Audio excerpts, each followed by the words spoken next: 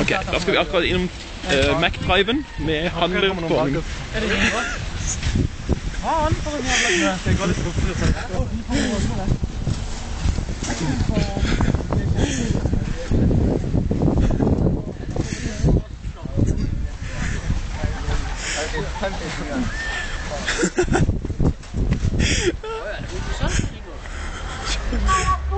Fem cheeseburger.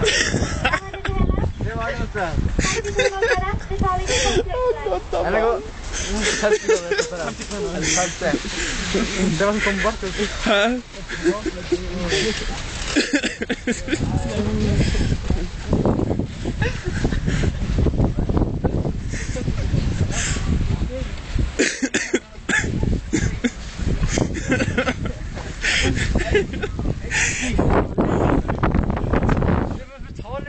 Ja. Jeg skal betale. Ja, jeg skal betale. Ok, skal vi se.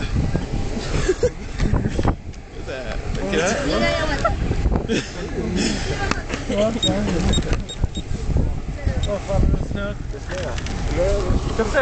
Ja, jeg på meg. Ja, det var godkjent. Og så tar jeg på kort. Du bare skal handle opp.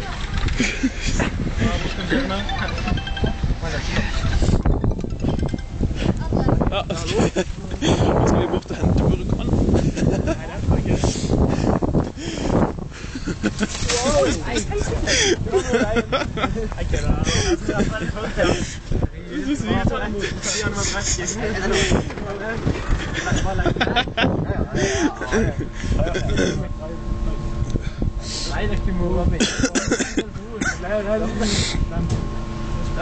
Det er en handlevogn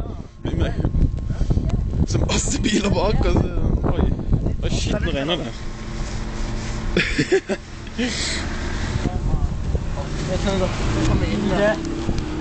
Vilde.